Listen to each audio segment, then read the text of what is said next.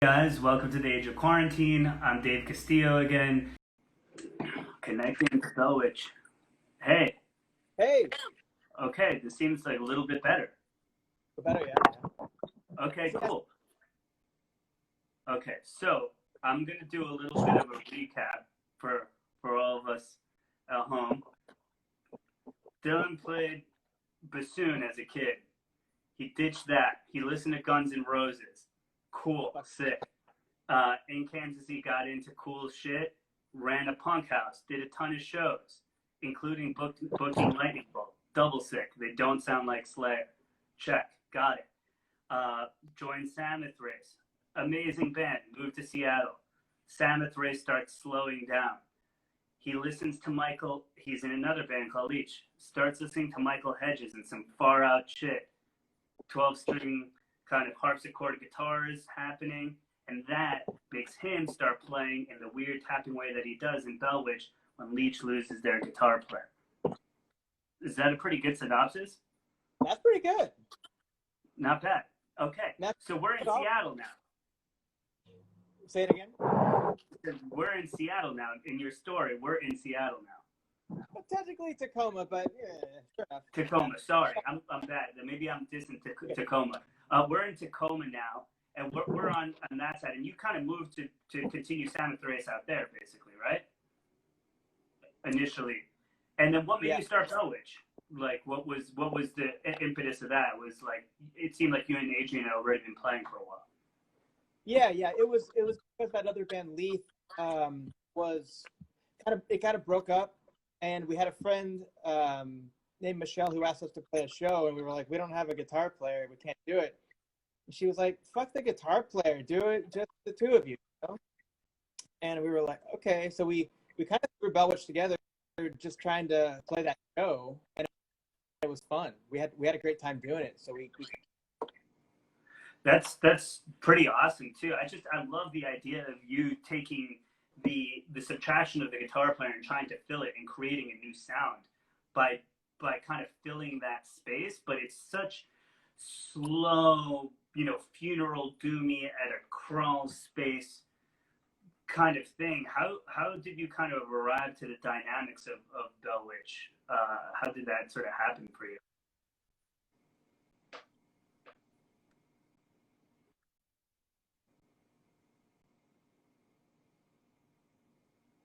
I kind of lost you there.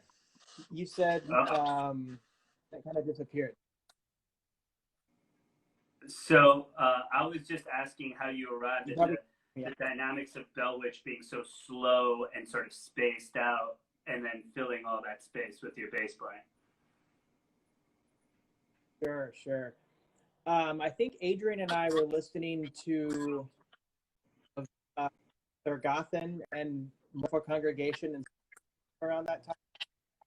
Worship. We were listening to worship all the time. That's definitely where we kind of started trying to push.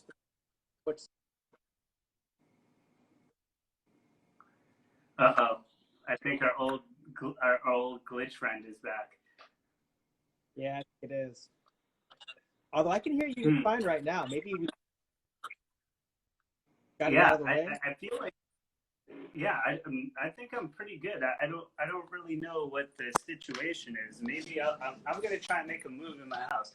Why don't you just tell me more about Bellwitch and how you guys started arriving to that sound? So you guys are listening to a ton of Mournful Congregation, things of that nature, and was that really how that kind of like morose, kind of like really slow doom was what started getting you guys kind of into that sort of mode? Like you wanted to do something with that palette a little bit? Sure. I would say Worship from Germany was probably the one that we were digging on all this. Yeah, we were doing that. It was like, this is making it a little easier to do just two of us. And I think we were just both obsessed with it at that point. That's like I would just hang out and talk about these cool funeral doom we were both obsessed with, and we were like, let's make our band sound like this. This is fucking cool. Yeah, I mean, it's a great palette for you guys. You guys are great at doing it. I can't imagine playing so slow for so long. and the restraint it takes to kind of pull it off. How was it for you to kind of teach yourself to kind of bring those sort of dynamics? Was it kind of hard at first to kind of bring that sort of quality forward, or did it kind of, you know, did you kind of take to it pretty fast? I think it is challenging. It's challenging, like it takes muscle memory way, but it kind of takes like a like I think Jesse, drummer now, I have had a lot of fun because he was always in grindcore bands before, and it's been fun kind of trying to get like the two of us locked together, knowing exactly how to hit, and like maybe feeling like the breath in between a note, or like letting things naturally space themselves. It's kind of cool because it kind of just happens on its own. Sometimes, I don't know, sometimes it's forced, sometimes it's sometimes it's not. Yeah, no, I mean, it's tough to lock in together when there's no beat. Like when we're just kind of like freestyling. It's like, I don't know, there's no like we just kind of have to watch each other and decide when that next note is going to land, and it might be a minute or 30 seconds, not a minute. Yeah, but that's pretty rough. And like you said, so like the guitar player before you, he was like really into like grind and playing stuff like that. So when you got rid of that element, did that become a lot easier for you guys to sort of, you know, kind of deal with and kind of like create that space that you kind of wanted to, and play in those sort of like quieter moments as well? Because I feel like there's such a great amount of kind of quiet and then loud with Bellwitch. It just kind of can really, you guys really, you play with the rest so well. And it's like a major part. It's so funny. A major part of your band is being quiet. Yeah. We're trying not to play. Yeah. Yeah, it's definitely a challenge. It's different than, I think, before we were doing that band. I don't think it's a challenge, and it's definitely taught me a lot. I think I listen to it a lot when I'm listening to any kind of music now. I think that it's really cool to hear the way different bands do rests, with it, the way they pause, put breath between, because I mean everyone does it. It's I think we're just maybe kind of focused on it more than a lot of other folks, but it's a really it's a fun. Yeah, no, definitely. It just, to me, it's just such a beautiful dynamic. Am I breaking up again? No, you're back. You're good. You're good. It's just a great dynamic that you guys create, and for you know, a two-piece band, in order to bring so much dynamics too, especially with all the different tapping and stuff like that. It's pretty amazing, and it's just sort of evolved over time. When did you start feeling that Bellwitch, and kind of, when I think about like Funeral Doom in general, I think about like a lot of European bands. There's a couple US bands that kind of dabble in the sound a little bit, but I feel like you are amongst maybe a handful who are like really playing it in like a kind of a leading light in sort of an American band doing sort of that style. When did you feel like it started to kind of connect with people a little bit more, and things started to kind of take a little bit more momentum? Sure. I would say it was after the second record. Like when the first one came out, and like we toured on the demo, and we toured when the first record, Longing, came out, and it wasn't like, we definitely played plenty of shows that nobody was at them, but I think by that point, Adrian had enough folks that were in doomish type bands that we could, you know, hook up with other cities. So we were the tour, but I think that it was after before Phantom came out that all of a sudden there was like people like, whoa, there's there's like maybe 50 people here. This is cool. Like how'd that happen? like there was just And it just started kind of taking a little bit more life, and it was cool because like to me, I'm thinking about Evoking, I'm thinking about bands like of that nature, but they'd also been around a while. I was like, oh, here's something new that's trying to be in this sort of funeral doom sort of range that's American, and I'm like, whoa. And then I'm like, it's the dude from Saint Vitus. Oh, okay, cool. But I'm like, wow, they really went for it. This shit is fucking slow as fuck, and it's brutal, but it's also morose enough. It's got like I feel like you can't do it without kind of a bit of a beautiful quality to it. There needs to be kind of like a true mournfulness in the playing for it to really like translate. And I think you guys on that record really started hitting it with some of the harmony stuff that you were able to kind of impart on the bass and just the overall atmosphere of it all. And I definitely remembered that, and I was like, whoa, okay, cool. Like this is coming out of a really cool sort of scene of people, it seemed like. But I'm like, whoa, okay, here we are. So what then after, it's not like you had many short songs or something like that, but when you hit Mirror Reaper, it's kind of a different thing, right? It's one track, it's 84 minutes, I believe, and that's like that. That's quite the move. And I need to know how that move evolves, because some people might think, okay, it can be like gimmicky, or it could be like, a new Dope Smoker kind of thing or something else like that. But I find it to be wholly unlike the, Dope Smoker at all. But it is just one bigger piece with a lot of different movements. What made you compose Mirror Reaper the way that you ended up doing it? I think the one song I was something we did for a while. Like on the first record, we were kind of connecting tracks, or maybe we were separating songs, and kind of like maybe elongating on an idea and being like, well, that's a track, but it's kind of still the same song. So we in that. Then on the second record, we were trying to kind of make essentially two songs that were split up. Then in live, we would like write little interludes that would everything, so it was so we could just start the first note and just fly through. Maybe not fly through, but just play through the whole thing. And that was definitely, and I think that when Jesse Schreiben, it was kind of like, that's always been a thing that this is doing. Let's focus on that. That sounds like a challenge. It sounds like fun, and it was. I think I don't know. It'll be kind of tough to write Bellwitch songs moving forward that aren't,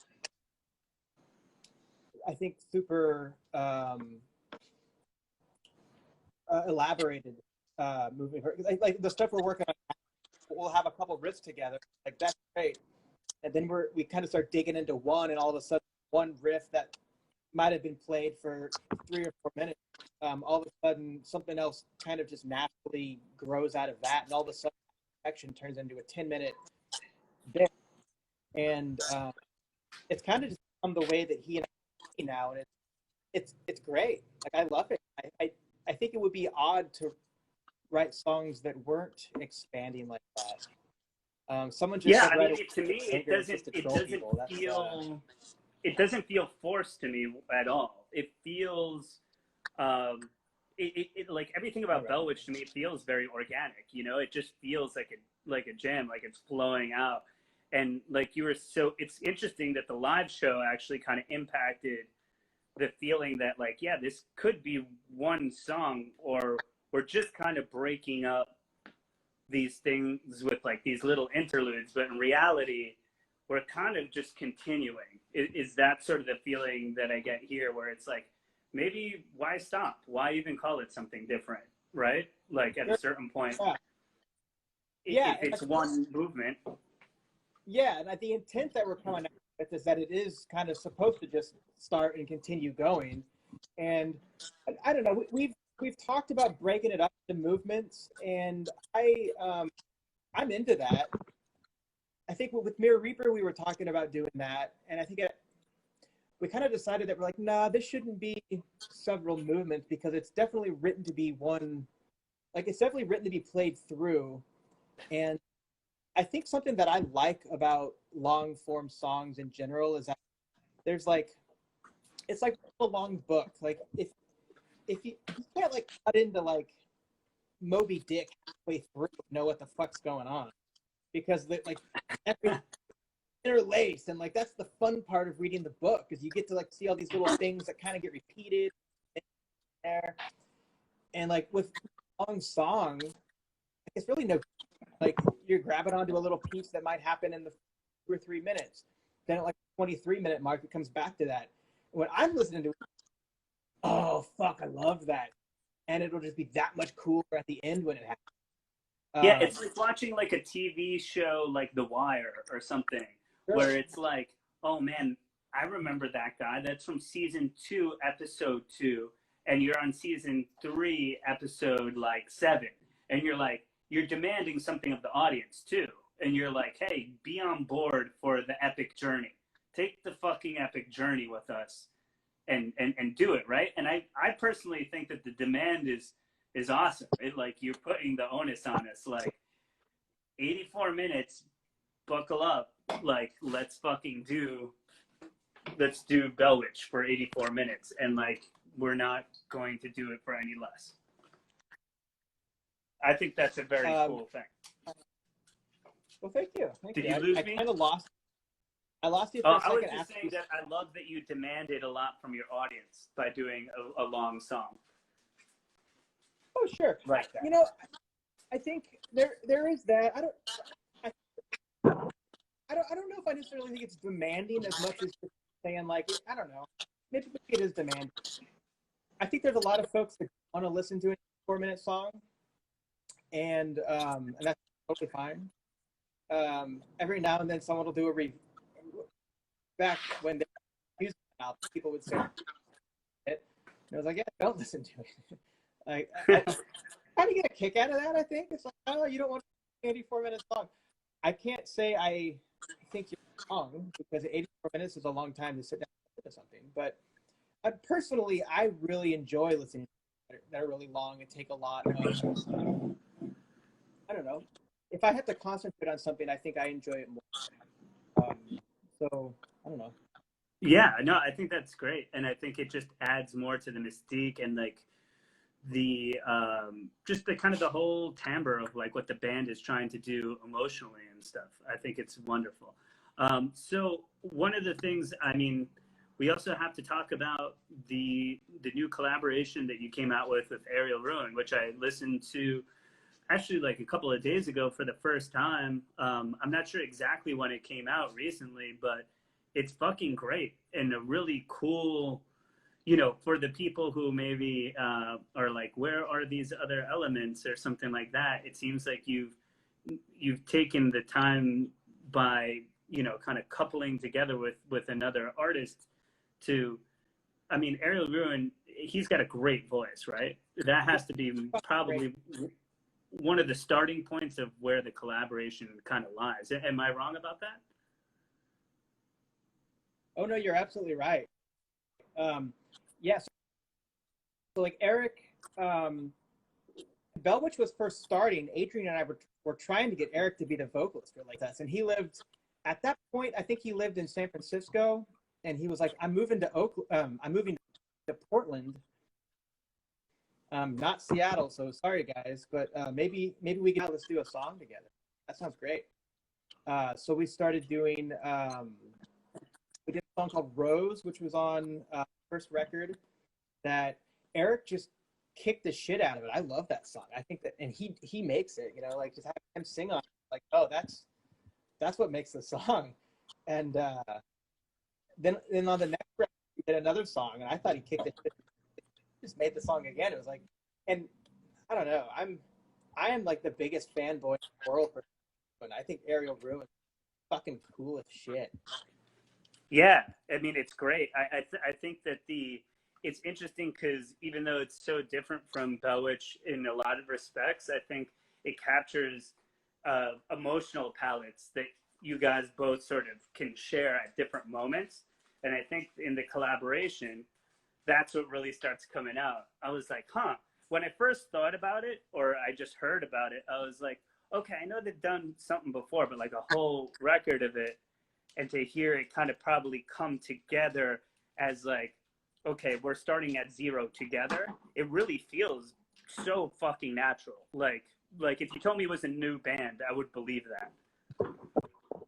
We're kind of thinking we're gonna do that. Like, I think, like Eric has sent me some more songs that we haven't started working on yet because I've been too busy, and he's probably mad at me about it. But yeah, I think that we're gonna try to let that become its own thing, which I think was what Adrian and I were hoping to do in the first place, which is kind of awesome that it's come to fruition. And I think Eric's super excited. Jesse's super excited about it. It's been a lot of fun. We've always joked that Eric is kind of like the third member, and now it's like he is. I mean, I don't know, maybe he's one of three members. Not I wouldn't say third, but yeah, no, totally. And so this is let me ask you a question. So is Stygian Bow the name of the group, or is it the name of the collaboration? What? I think as of now, it's the name of the collaboration, but I think that moving forward, the record will just be the band called Stygian Bow. Got it. Yeah, because I mean, it's very beautiful.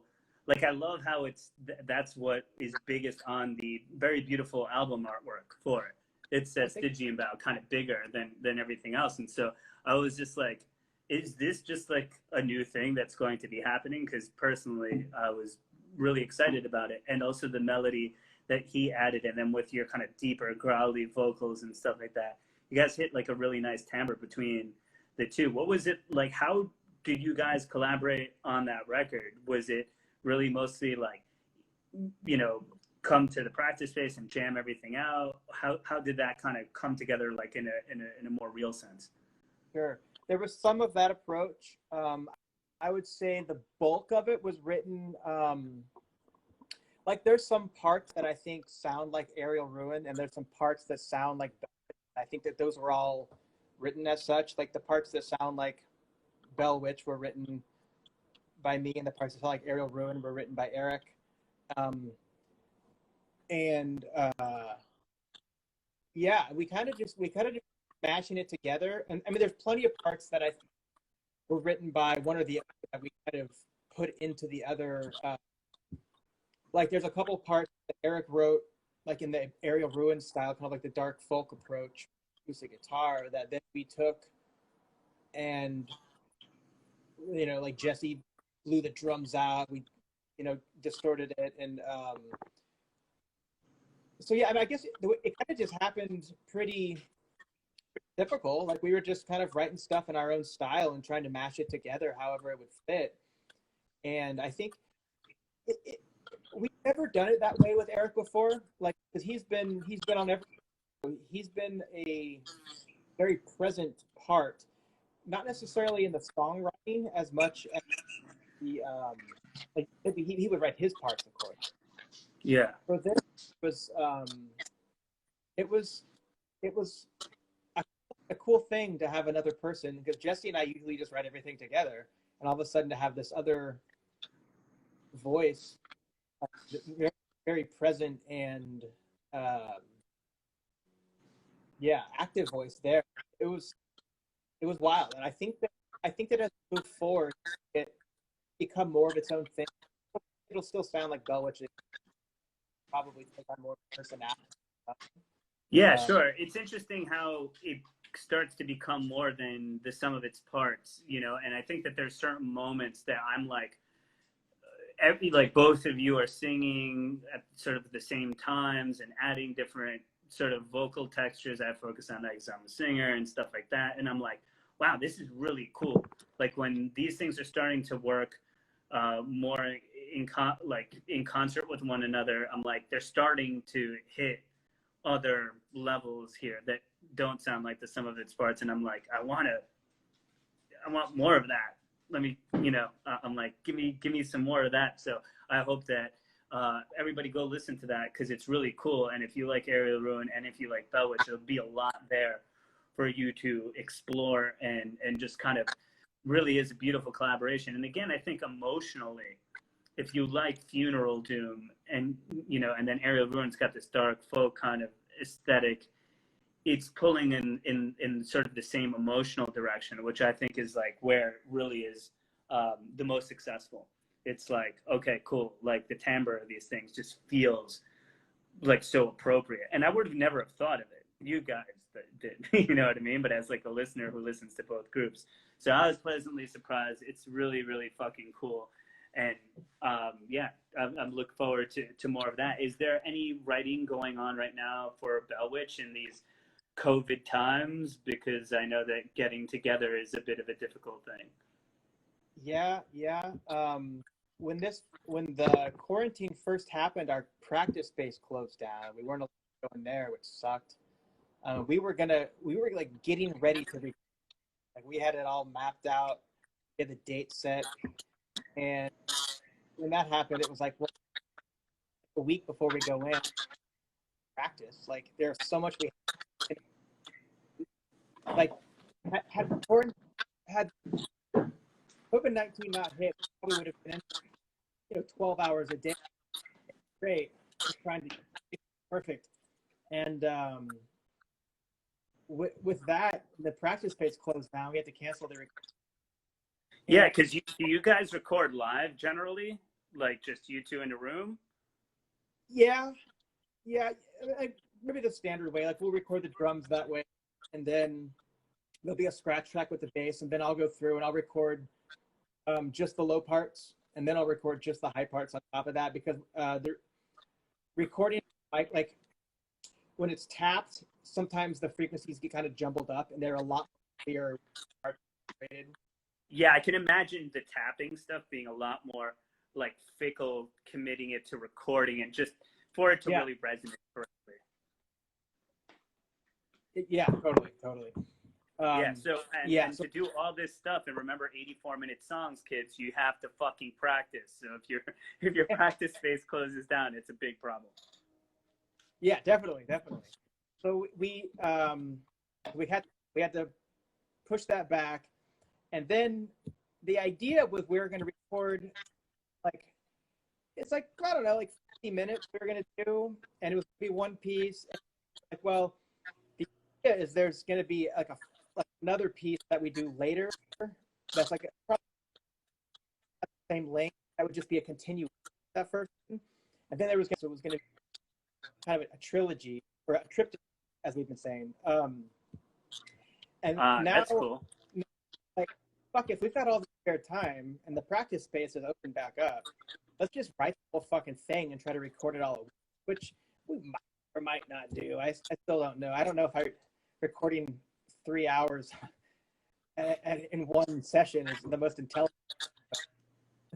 Who knows? I believe in you, Mr. Desmond. I believe in you. So if anyone can do it, I believe it could be you guys. So, but it's really cool to know for us fans too that like you guys are working hard and you have a lot of music in the chamber that will eventually be seeing the light of day, and it's cool that the practice space is back open and you're able to work. So however you do it, we know we have a couple of more epics in store for us in the coming years. If it's a triptych, if it's a one piece, whatever size it comes in, we'll take it.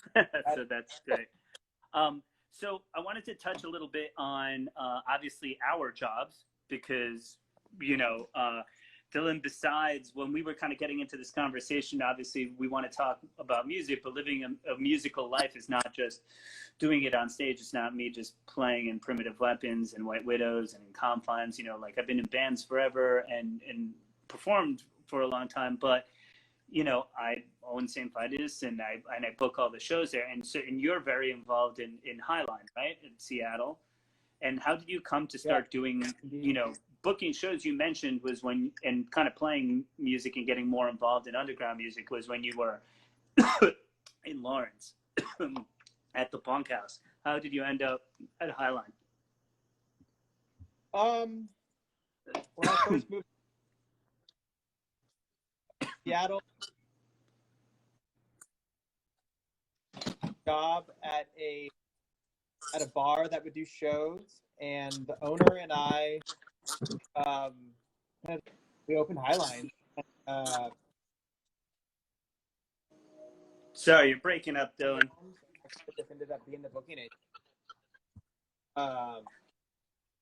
And in the meantime, I have another business now who does kind of the day-to-day bar restaurant stuff, which, as you know, really doesn't really exist anymore for the near future. But yeah, we had a year anniversary show, which was a lot more boring than.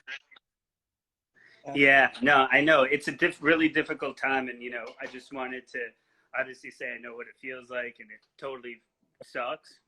And you know, it's very important for people to know, especially who love your band and everything else, that both of us really do. It's like, guys, go out there, saveourstages.com, support Nito, support Neva. Highline's an amazing venue. I've played it once. You run it. It's run by cool people who appreciate underground music and are really about the culture, you know? Independent venues tend to be more about the culture than a lot of other places, if you know what I'm saying. So I just wanted to touch on that, obviously, because I think it's a really important part of the story, and it allows you to do Bellwitch, and to the extent that you do, too, having that sort of job, right? Yeah, definitely. Because I can, and you know, as the booking agent, I can emails on the road. Usually, sometimes there's no Wi-Fi, but generally there's Wi-Fi. So yeah, I can do that on the road, which is yeah, it's a really fucking cool job in a lot of ways, and a lot of other ways it's hard, as you know, no mystery to you. There's kind of that looming phone call you're gonna get it in the middle of the night because, you know, everything's on fire or something's gonna explode. Yeah, you're like, if somebody calls me after 2 a.m, and I'm always like if this better be amazing, or like everything better be blowing up, or I assume it is, you know, it's like a real thing. So you live with that over your head, but of course you have all the amazing experiences, the great shows, the things that you get to be a part of, which you know, really are the fabric of music in the United States, you know. And this is how we connect. How, you know, I went to go see you play for the first time at Curran, who's my friend who does body stuff now and is an amazing, you know, publicist, you know, and plays music and was in Wet Nurse and Today's the Day, you know. Like, a lot of people who are really involved in this, in a musical lifestyle, usually do a couple of different things and are usually part of this ecosystem in one way or another. It's really important to kind of think about the whole thing right now.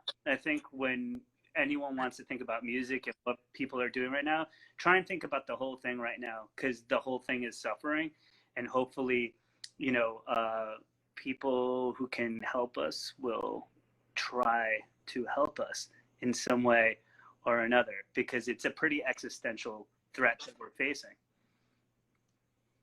It is. It's all very symbiotic. Like, without music venues, I mean, a lot of bands just, or I mean, but I don't think they will.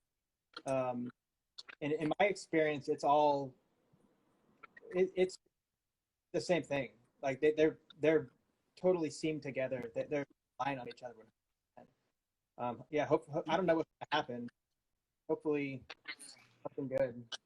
Yeah, definitely. And that's sort of the thing. It's kind of just the scarier part is, like, we've spent the better part of our lives, you know, building things. Like, we've gone through your entire history of, like, pretty much your teenage years till now.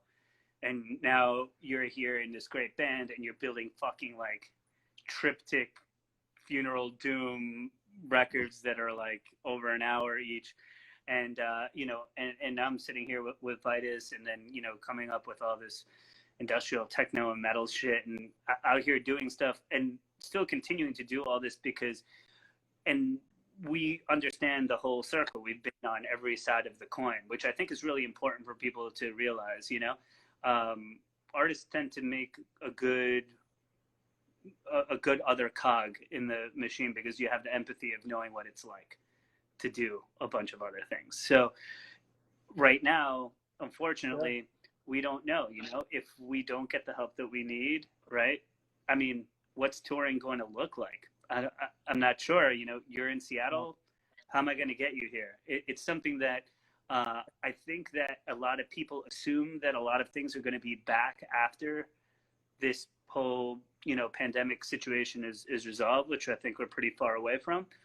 But back how is really like the question you have to ask, and I think people got to push for music if they want it. Yeah, definitely. Well said. Well said. A lot of in a lot of ways that maybe not even realized yet, because I don't know. Everyone's talking about live streaming shows. That's all great, but I don't want that to be the I don't want live to be like the way things go. That's a whole different I don't think that'll have the same appeal. I don't know if it would have the same appeal. Yeah, no, live streaming is definitely not going to replace or do a whole lot to resolve the questions of like an entire industry, you know, that has existed for a very long time based on gathering of people, and that's what it is, and the economics of it are completely different. So it can be a part of the equation, but it's not going to kind of get us through this. There's too much. Honestly, there's too much money involved in getting a place going that live streams just won't. They won't cut it. You know, it won't cut it. You can't really pay for a physical space doing live streams at all. So it's nice, but it's not the thing, right? It can be part of the thing, but it's not the thing. Dylan, I just want to, our time is starting to run out here at the age of quarantine. Studios, okay, my house, I've been walking around making sure I try and get the best signal. I just thank you very much for taking the time, man. And, you know, great hearing your story. And everybody watching out there, go to saveourstages.com. Help Dylan out, help me out, help bands out. And we all can't wait for the new Bell Witch stuff whenever you guys get to lay it down. But I'm glad that you are at least back in your practice space and doing your thing again. And we'll talk soon. And hopefully we can get you to Saint Vitus sooner than later, you know? Hopefully. Thank you very much for having me, David. Very much. Absolutely. Take care, my man. Have a great night. You too. Bye-bye.